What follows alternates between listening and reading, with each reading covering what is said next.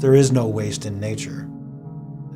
When a tree falls, it's only halfway through its life. When a bear or an animal finishes eating food and processing it in its body, that becomes fertilizer for future life on the forest floor.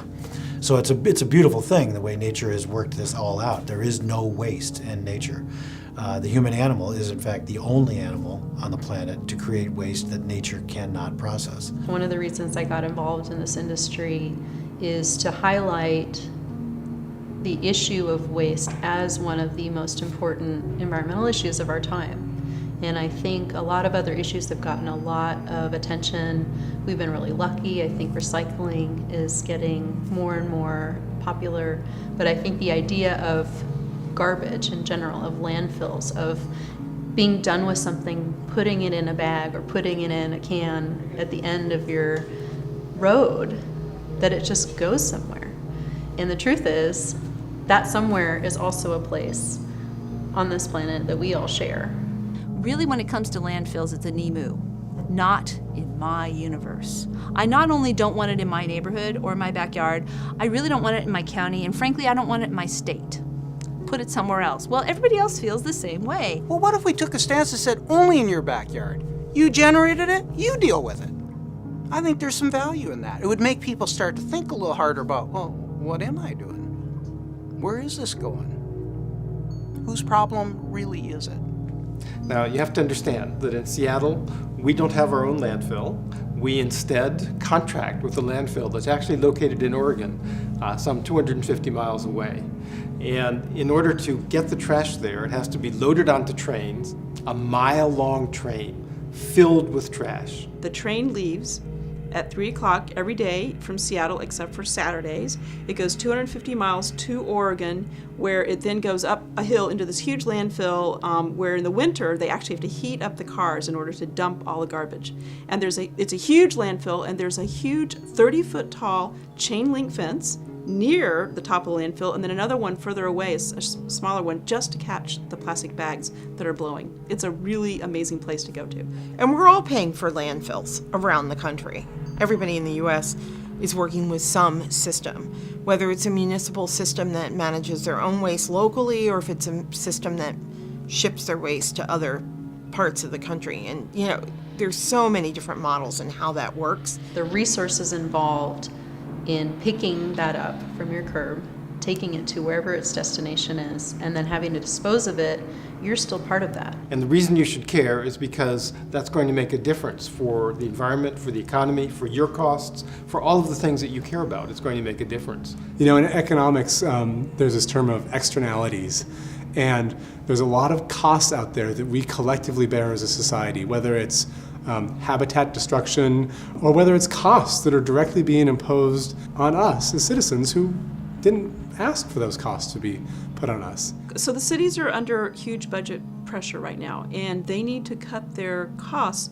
And if they can cut their costs in terms of how they're managing their waste and start to make more money off the recycling, so these plastics they can make money off of if they get them separated and people are actually recycling them. And the same thing with compost. So it's a really can become more of a fiscal issue than an environmental issue in some cases. Our latest statistics is that even with the recycling as high as it is in King County, that still more than half of what's going into the landfill could be recycled or reused. You know, Seattle with its premier recycling program, it's the program in the country, probably people in San Francisco might argue with you.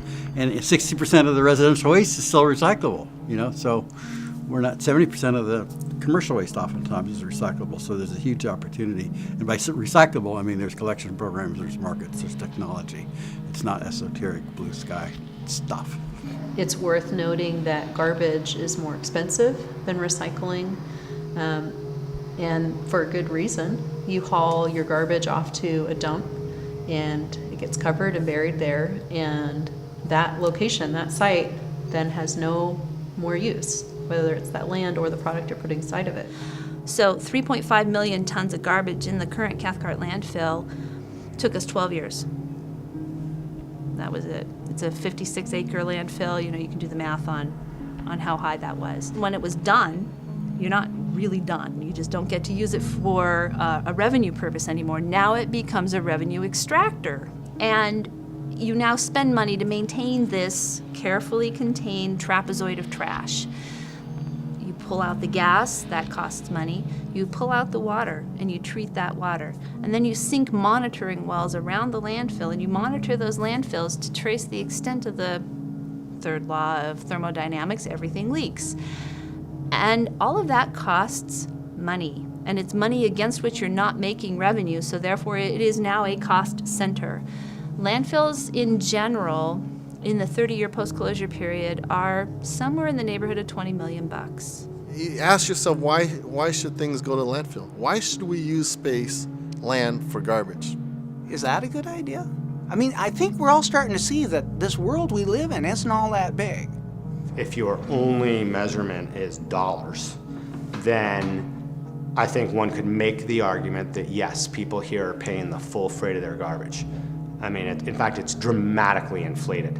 Their garbage bill is paying for salmon habitat restoration and graffiti removal and lots of other things that the municipalities do that are good, and those things are funded through utility taxes. But I also believe that if you count the impact on the world and the environment, then there's no doubt that we are stealing from the future. Tipping fees provide a significant incentive. A lot of what we see, if we can't, let's say make money or extract value from the commodities, we need to cover our costs through the avoidance of disposal fees, and that's a big incentive. And so when you have markets like Seattle or Vancouver up in Canada, which is part of my area, where they have high disposal fees, it's for a reason, because they're trying to promote recycling and wasting less.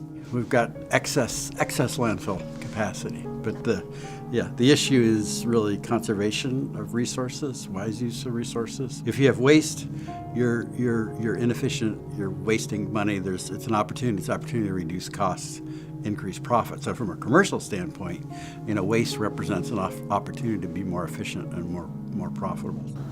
Go visit your landfill. Go see what you're putting in there. See what it looks like when you and your neighbors and everybody else conglomerates their trash. Come to the transfer station, it's closer. See what people are throwing away, you'll be surprised. Because there is value in the things that we are generating. The things that we consider to be trash are valuable. There's things that can be done with them, resources that can be used. And secondly, we live on a finite planet. There's only so much stuff that we can generate and then turn into trash. We throw way too much away in our society, and whether it's scrap metal, cardboard, paper, food waste, plastic, all that stuff has a better use, and it really makes no sense to landfill it when you can recycle it. Pollution is a resource out of place, it's back to Barry Commoner, and so if something's going in a landfill, you're kind of giving up on it. As though you're taking trees from the forest and you are harvesting them and then depositing them in the landfill. You're taking barrels of oil from the oil fields and you're depositing those in the landfill. You're taking money from the communities, opportunities for jobs, so on, and depositing and throwing all that out. Arguably, in a post-apocalyptic Mad Max universe, we're going to be mining those landfills for the resources. So you could say, wow, that's actually the world's slowest materials recovery facility. Put it in a dirt pile, send it into the future. Some of the organics decay, not many. Some of the organics decay, then we unbury it. Woo, smells bad. And we go back in for the metals and the glass and the plastics that we can no longer mine from the earth because we already got them all. So all those things that we've thrown away for all these decades in landfill may become very valuable.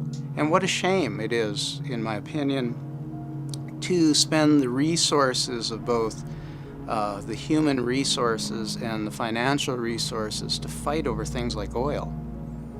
Turn around, make a plastic component, then use it for 2 minutes or less, and throw it in a landfill forever. What a waste.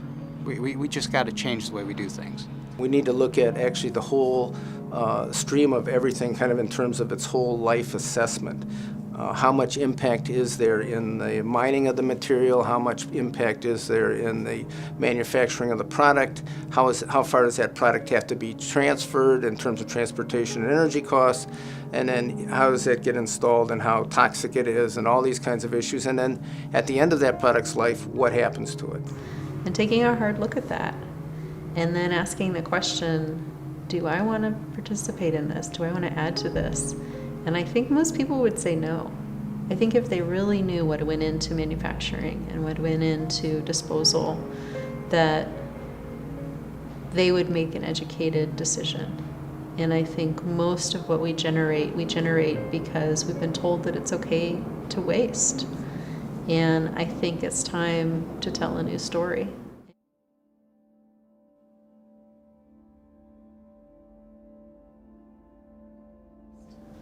Zero waste is a perfect universe in which everything is described as either being in the technical cycle, so it's minerals, rocks, electronics, those kinds of things, or it's in the biological cycle, food, vegetation, those kinds of things which degrade over time very quickly. Zero waste is the universe in which everything that falls into one of those two categories, and darn near everything does, is always in a loop, such that you don't have things falling out into waste, falling out into a landfill for somebody else to deal with later. If you look back at the kind of waste that Americans had in the 1900s, in the early 1900s, everything was reused.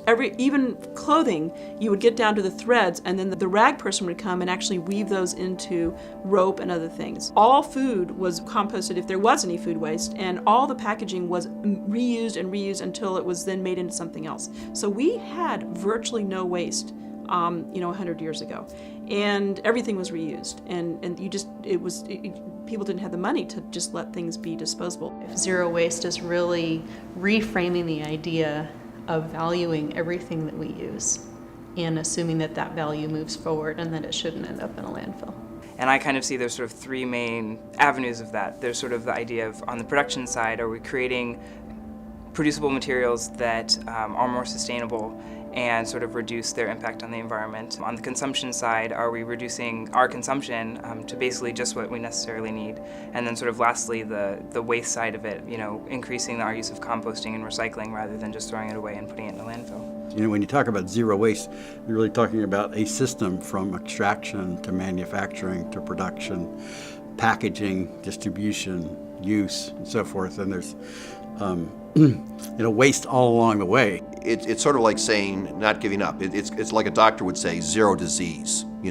Doesn't mean that we're going to get there tomorrow or in 10 years, but from a doctor's point of view, no disease is a good disease. We're not going to admit to having a residual type of disease level. Same thing with waste. It's something that we want to work towards avoiding as much as we can. I can easily draw the same conclusions, and I don't think that zero disease is possible.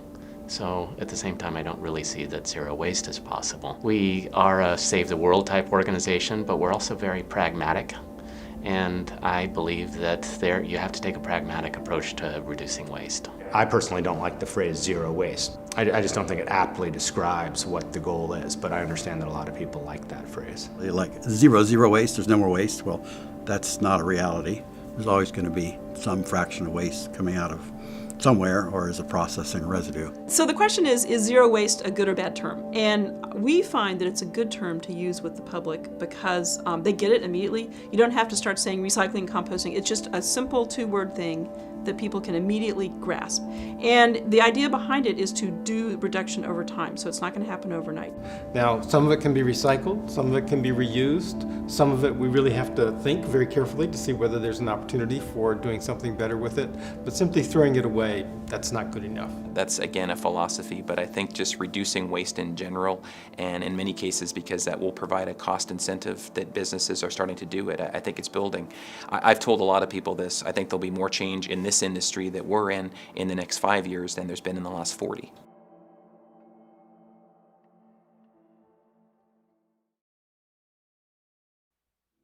I think people look to Seattle as an example of what is possible for the partnerships between the utilities and the private businesses, the sort of policies and incentives that are in place to make it a more economically, attractive thing for businesses to do, and the services that are available. And we have some very innovative haulers and collection services here for people, and there's lots of opportunity to recycle a lot of different materials. Humans are very creative. And somebody will figure out how to make money taking even the least likely candidate for reuse and turning it into something fabulous.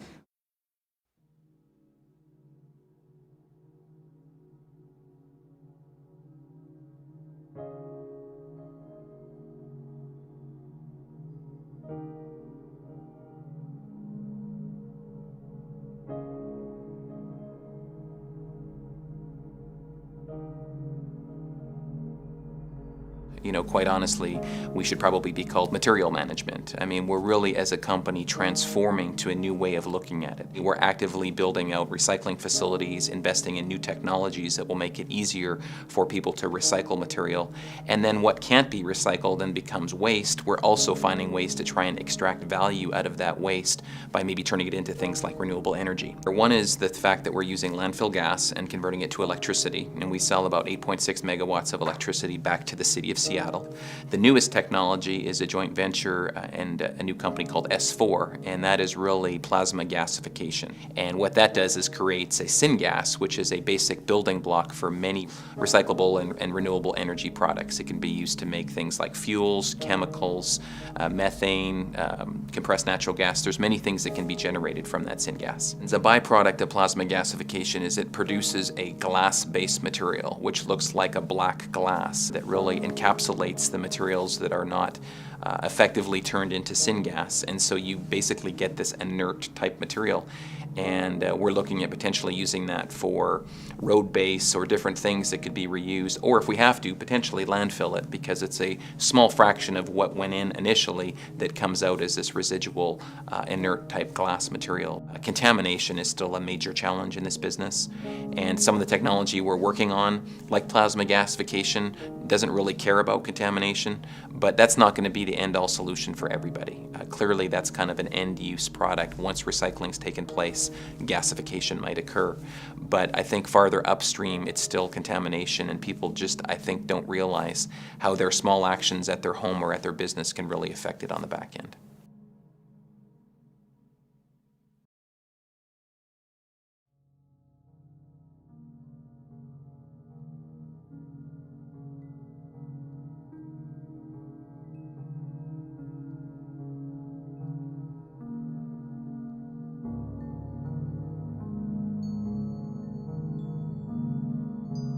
We've diverted over 4 million tons since the company started, and we've made approximately 3 million cubic yards of product that we've sold. Well, the food waste volume is about 75,000 tons a year that we're currently taking in. There is a lot more food that's continuing to go to the landfill, and it's why most of the municipalities are focusing on the food volume. If you think of an old wagon wheel, like the cowboy days, you know, you have a big hub and then you have spokes. The hub is going to be the compost plant, because whatever anything else does, you need it to make a product with the residuals, okay? Now, one spoke could be anaerobic digestion, which we've been looking at now for about 8 years. I think Jerry's been to Germany 15 times.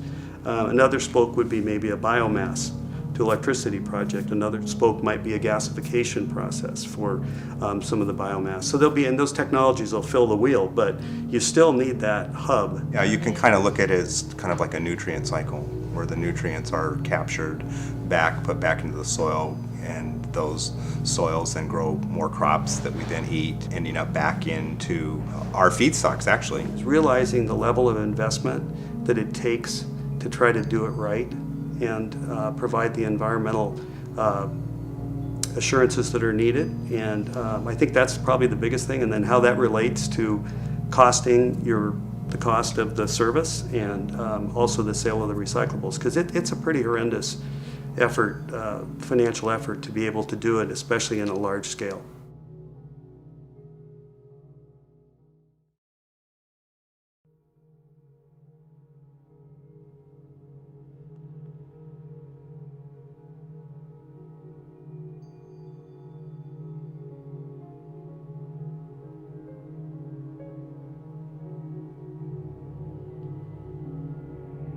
Our guesstimates are that there could be anywhere from 10 to 13 million gallons of used cooking oil in the state of Washington alone. A year? A year, yeah.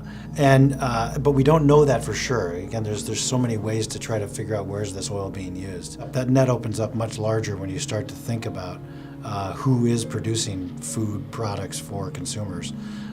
It can be corporations, corporate campuses, shopping centers, airports, property managers, hospitals, universities, and we provide them a solution not only to physically remove it, but to transform it into something much greater than just a landfill waste or an export product to a foreign nation. It starts from our drivers. They go out to the restaurants and the alleys and back of the restaurants. They vacuum out the waste spent cooking grease. They drive it back to our plant and we filter it.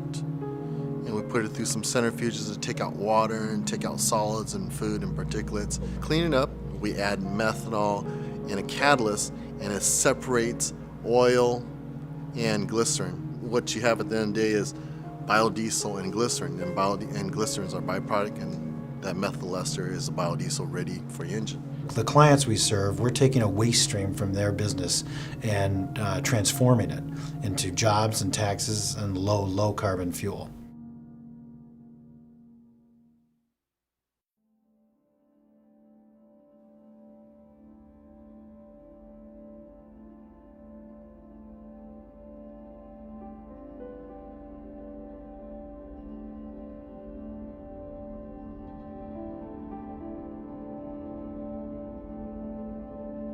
I don't look at it as a difficulty. I look at it as a great opportunity. You have this huge model that students, faculty, and staff are engaged in. So this is an opportunity to have this living, learning environment on campus where everyone on a daily basis can be engaged as environmental stewards. The three rules are convenience, convenience, convenience, and you will actually get people to recycle and compost more. So we even work in some places to try and create better infrastructure where we always offer all three of those opportunities: recycling, compost, and hopefully a small amount of waste. Part of what we've learned over the years and what we've tried to do is standardize the look and the messaging as best we can. So we have one type of container that goes in conference rooms. We have another standardized set of containers that go in lecture halls and classrooms.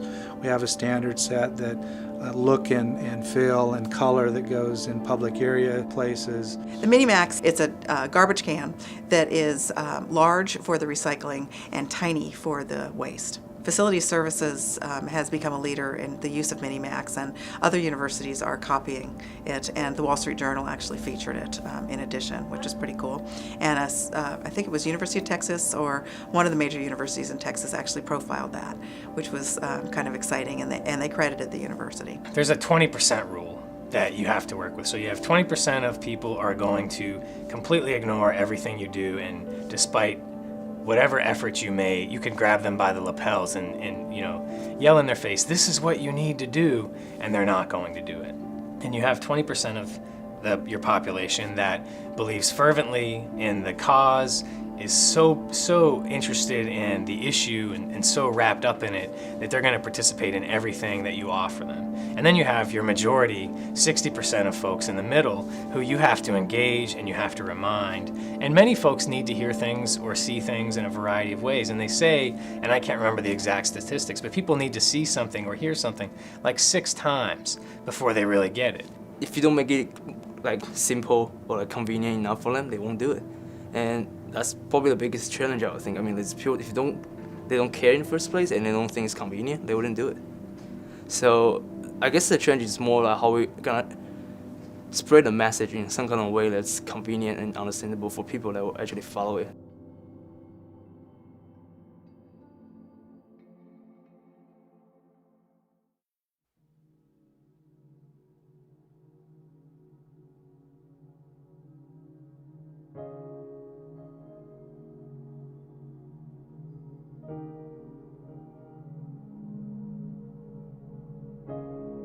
We've gone a long ways in a short amount of time. 6 years ago, we recycled just 12% of our waste. And while we're striving for zero waste, we're happy that we're making progress in the right direction. We've gone from 12% to as high as 85%. And right now for the year, we're averaging at about 80% rate. So our goal is to get to 90 ultimately. I think that might be feasible, and we're taking one step at a time. And to do that, we're gonna have to sort our garbage. And when 80–90% of our waste stream was going to the landfill, the thought of sorting that was just too much to bear. Now that we're down to a 20% of the waste stream, it's a little more conceivable to say, hey, if we're going to push up our recycling rate, let's go get the stuff that's in the landfill-bound waste and sort it. So sorting plays an integral part in really driving up the rates. And to try to convey that recycling program to the front of the house, to the guests, is a challenge. So we've gone to a completely compostable serviceware that we serve at our concession stands to try to accomplish that, and we've pretty much eliminated the garbage stream for the front of the house. So as you walk around Safeco Field, you'll find about 500 compost containers and only 17 garbage containers. We try to pair up a PET plastic container with every compost container to reduce the contamination. But we pretty much, for the front of the house for the guests, have defaulted to recycling. When the folks come to the ballpark and see that we can do it here, I hope they realize they can do that at home, they can do it at work, they can influence their school. That's what I really hope they walk away from here, seeing that, hey, if you can do it in a ballpark in this big of area with this many people and all the complexities, just take something from that, and ultimately we can do some good things.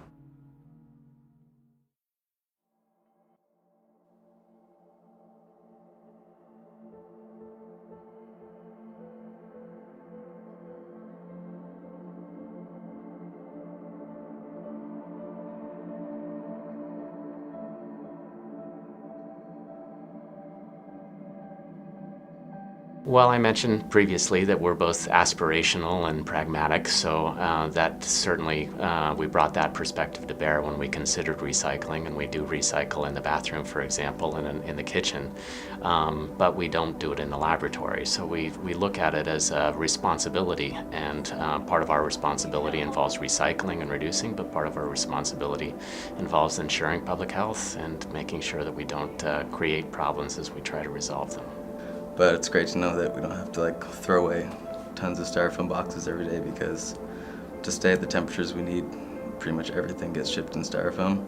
Tons of packages every single day and a lot of styrofoam. A lot of them will come with one small little item in a big huge box of those peanuts, and it's so nice to be able to just have that recycled, don't have to worry about it. We have a place, over against a wall that we just put that. I think honestly it's made life a lot easier to have these resources here, as opposed to trying to think about, okay, what are we gonna do? Are we gonna fill our own personal garbage receptacles with all the styrofoam? Are we gonna take this huge, printer cartridge and put it somewhere where it could leak everywhere? It's like, nope, it just goes right there and we don't have to think about it.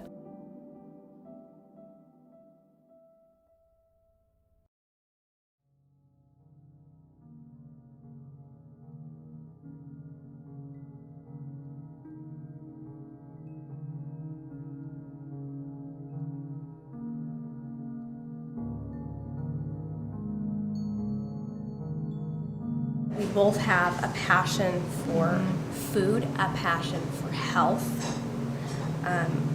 We care about our community. We use our food scraps to help local farmers feed their livestock. So it's amazing what trash can do. If it's meat, he doesn't want meat to go to the livestock, so we take that home for our dogs. If it's anything that can be composted that the pigs wouldn't eat, like eggshells and stuff, we put that, and we have a composter outside now, and we put that all in there. We have a waiting list for the pig buckets of pig food. We have some customers that know about it, and they want it for their chickens in there. So we have a waiting list of when one person's done, they want to get it. And we have certain people that want compost from us. And so the people that do know are eager to jump on and help and be a part of it. Almost everything we've done has saved us money. Getting the food scraps and the composter and doing all that, we were able to cut down, get a smaller dumpster. And that saves, $100, $150 a month.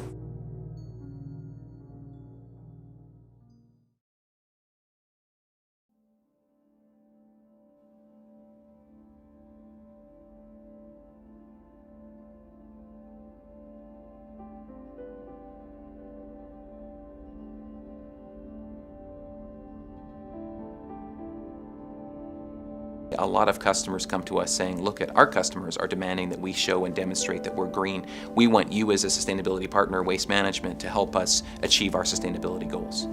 And luckily for us, with the contract that we have with the City of Seattle, is we have an incentive program that encourages us to work with customers to reduce waste.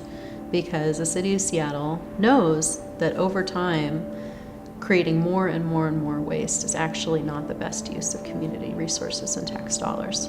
And so for us as a hauler, whether we're hauling garbage or recycling, we do have a preference.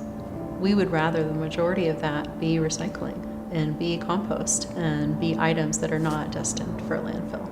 You know, and I encourage small businesses and facilities and corporations and the like to go to them first and partner with their local hauler, because they have a lot of expertise in what can be collected, types of signage, types of containers. And there's just all these different sectors of businesses that have real specific types of issues they're dealing with, and we don't want to pretend that we know their business and we can tell them what to do. But if they have a recycling or a waste question, sometimes we can help them, and we can tell them what we think is needed as far as reducing waste. So we do one-on-one. We work with business associations. We really do a lot of that. It can be definitely overwhelming, but I think that is exactly what Resource Venture is all about: is helping people wade through, navigate the choices, and it's a free service to them. So we come in and we say, let's take a look at what you have in place now. Let's take a look at your garbage bills, and what can we do to turn that around? Our group goes out and does free waste audits with customers. It's fun. People think it's going to be a little bit weird to start with, but you just say, we'll meet you at your dumpster, and we'll just pick out stuff and talk about what you might choose to do with this next time, or you could use cloth towels instead of paper towels, and real cups instead of paper cups, that kind of thing. No, we've got a lot of help in this. It's a huge team effort since it involves so many people, and to really change behavior for employees and fans, it's not something one person can do by themselves. The Resource Venture came in early and helped us establish our composting program, back a house with our food service people. Of course, Cedar Grove is a huge player in that all of our food waste and our grass clippings go to Cedar Grove for commercial composting. The compostable serviceware isn't compostable in your backyard compost, but it is in a commercial composter, so we're lucky that we have Cedar Grove that can play that part. The City of Seattle has helped us. Seattle Public Utilities, and recently, a year and a half ago, or 2 years ago now, changed the law so that single-serving items from restaurants had to be recyclable or compostable. That helped push the market in that direction. And it's easy for me sitting in a government position to say, we need businesses to step up. But when we have these open, honest dialogues, what we often hear is businesses saying, well, we've tried to step up and government has put some barriers in there.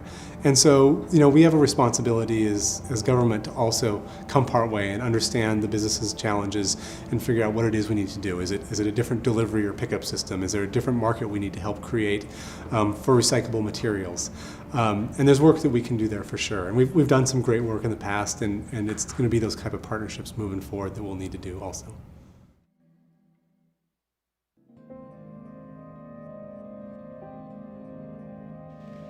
Zero waste initiatives for businesses start with the green team and doing a baseline analysis of all of the waste that's generated on site from that business, whether it's an office building, whether it's a restaurant, whether it is a manufacturing site, and taking a look at production, everything that's purchased for that site, and then everything that's disposed of. What we advocate for is for people to just take small steps. We're not talking about people changing their life overnight.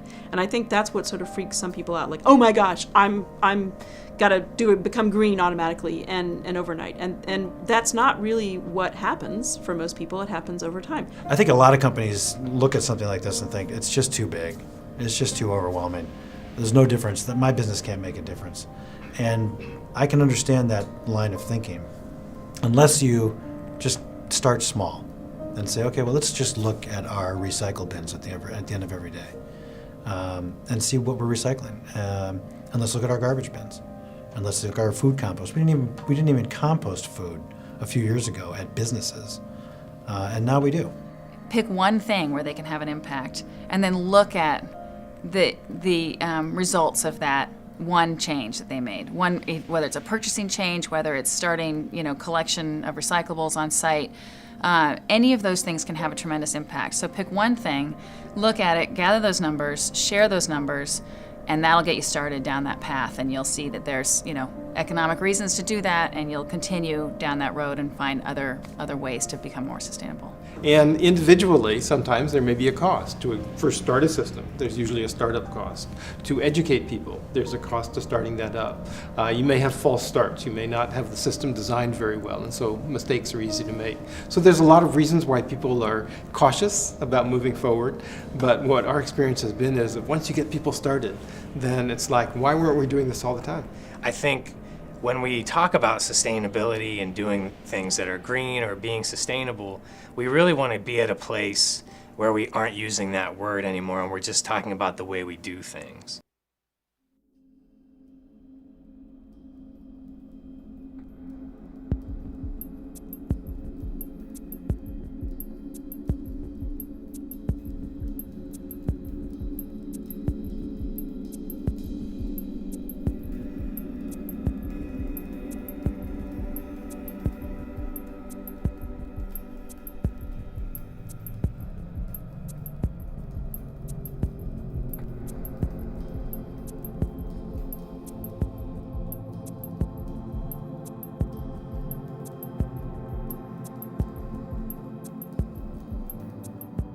Get rid of the trash can under your desk. Go to a centralized trash can in your office environment so that people understand when they have to carry their trash down the hall, really why did they generate it in the first place. Every single office, every single desk area, in fact, there'll be a couple desks in each office space, and everyone has their own recycling receptacle. So it's not like there's just one for a big room. There's many, many, many, which is great. Right, I got rid of a garbage can in my office 2 years ago. I don't use it at all. In fact, I don't actually have garbage. Because I'll take it out to the main area. And I can't even though the garbage can's right there, recycling bin's 10 feet away instead. It's not a big deal to do that. And then after you do it for a while, you get in the habit of it.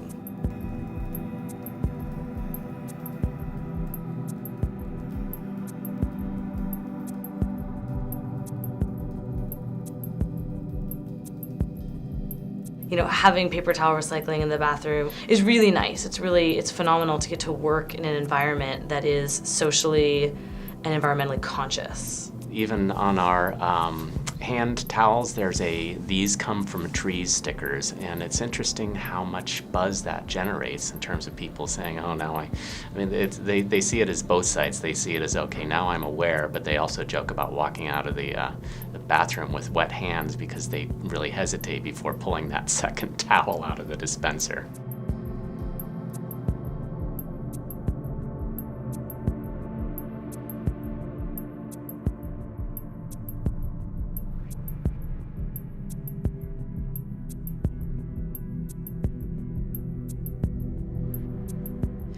In Seattle, the tiering of pricing for your disposal of trash is higher than if you do recycling or if you do compost. We compost at home and recycle at home, so it's kind of just second nature for me to do that kind of stuff at work. Some people I noticed don't really realize, oh, we can compost this, like there's a food container or paper towels that are dirty, you can put in the compost, and it's just a matter of put it in the right bin. They're all next to each other in the garbage. We make it pretty easy.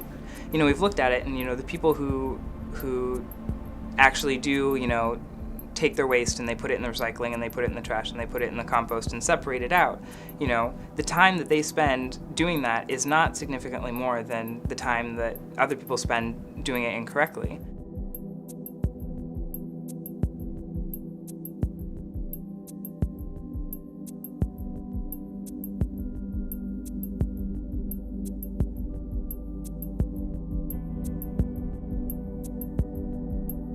So right next to our printer, we have a big recycling receptacle, which gets used far more than the trash. And I've seen people actually take a piece of paper out of the trash and put it in the recycling. So that happens a lot. In some cases, it's as simple as having offices start by setting their printers to default to two-sided printing and using print preview to see what you're going to print before it pops out. It would be great if the person who's in charge of purchasing would really take a look at the green purchasing they could do. So for example, are they buying really high recycled content in the paper? Are they using printers who are using less toxic inks for the products that they're, their brochures and that kind of thing? We've jumped on recycle, which is the last thing in the hierarchy of reduce, reuse, recycle. So the recycling is great, but if people, kind of went back to square one, back to the beginning, which is, it's about reduction, about using less, I think that would be a good kind of thing to think about.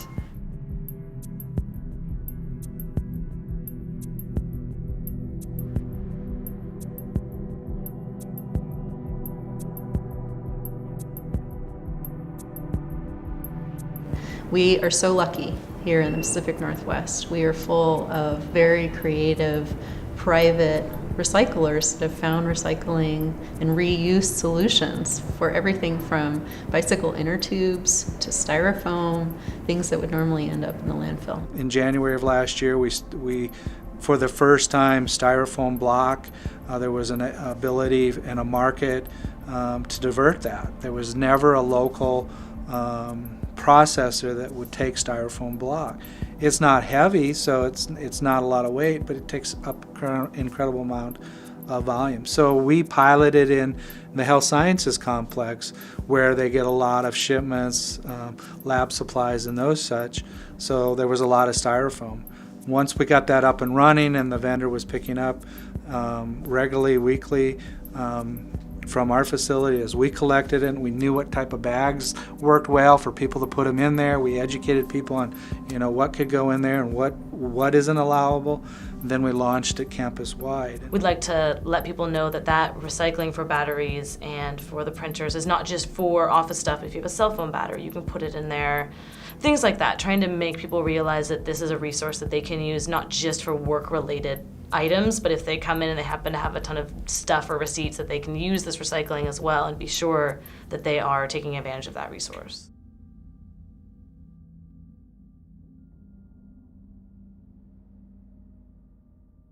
So sustainability also is about supporting the local economy. And when you work with local vendors and you explain your vision about sustainability, you find out that they have their own vision about sustainability too. And by collaborating together, you can really help drive sustainability for your region by working with local providers and by supporting the local economy. So you've got to get a team of people to help you because you can't do it yourself. If you're running a business, you don't have time to deal with it. Small businesses in particular, they're limited for resources or limited for staff. You need basically a network of capacity and willingness. And through our service provider, we have that capacity, and then through education within IDRI and through working with other organizations in this building, we've developed a willingness on the part of the individuals to participate. And the more that we can partner with various suppliers as well as our utilities, as well as our kind of peer businesses, we're all going to be more effective. And so I think it's working together.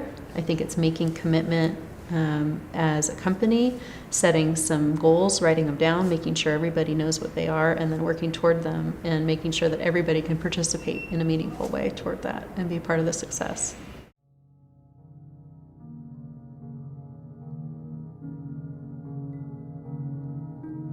We have to be restructuring how we do things. But at the same time, we have to be cognizant of the business community and what is the real driver in business. I'm an economist at heart. I'm a finance guy, a numbers guy, and the things that drive me to take on challenges oftentimes are economic. And so when you show me a garbage can that I'm currently using and say, but if you could get all your garbage into something half this size, you would save $15 a month. Even if $15 isn't a significant amount of income for me at the time, it's real. And now you've issue to the challenge.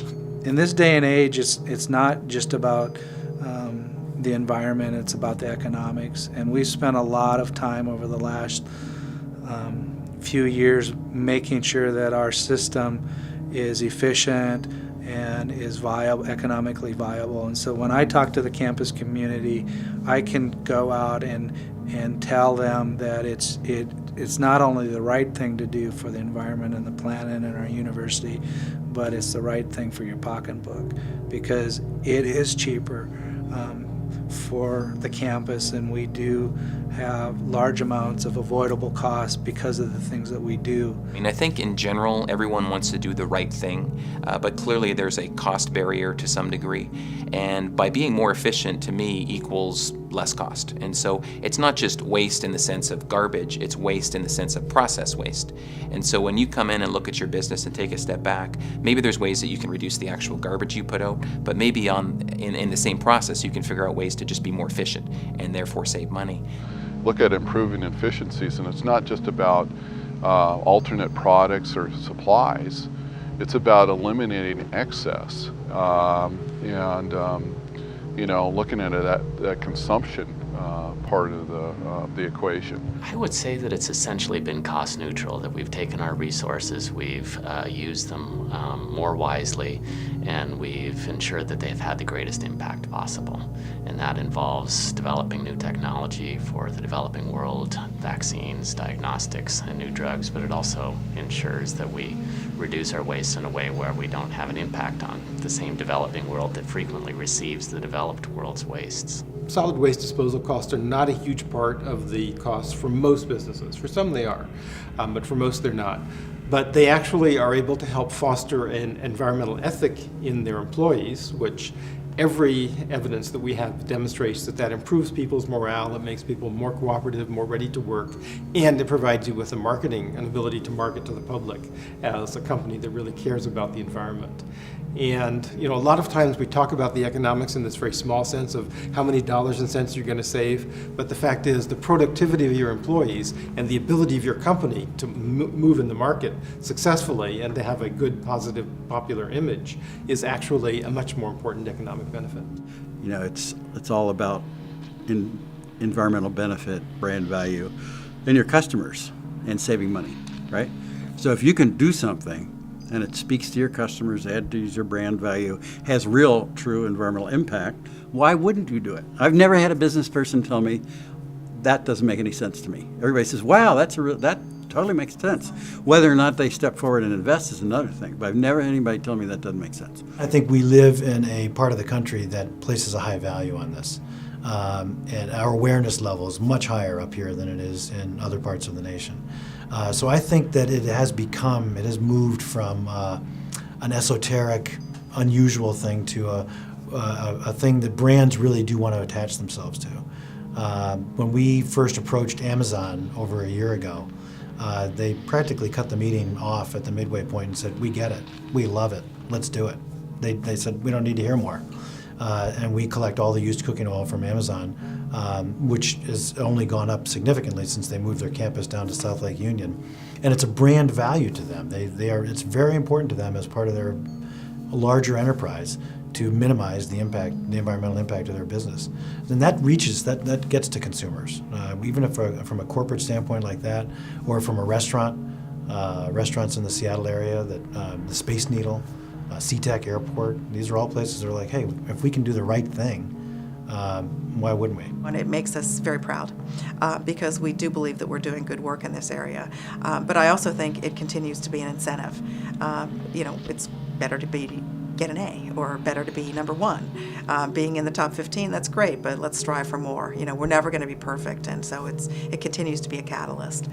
The other is it's really good marketing. There's no question that students in particular are looking for a place to go to school that is green, but also for faculty and staff recruitment and retention. Many faculty and staff also believe that it's appropriate to be green. We want to be the best children's hospital in the country, and the question that I had to our COO is, when do we know we're the best children's hospital? Because it's not a point where you're just completely reached a state of complacency that you're the best children's hospital out there in the nation. You have to say to yourself, well, You know, we're always striving to be the best. And so striving to be the best means that we're looking at our processes and say that they're not perfect.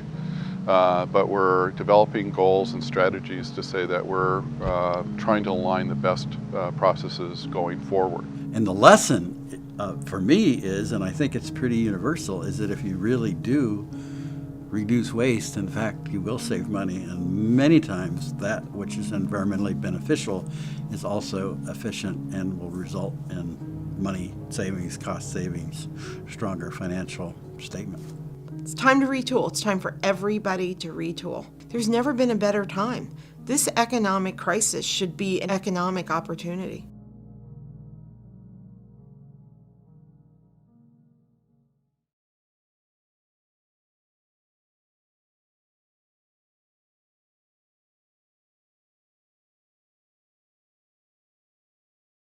I was a plunderer of the earth. My business, of which I was so proud, was a plunderer of the earth, part of a system that had to change. And I resolved to do what I could in the time I have left to change that.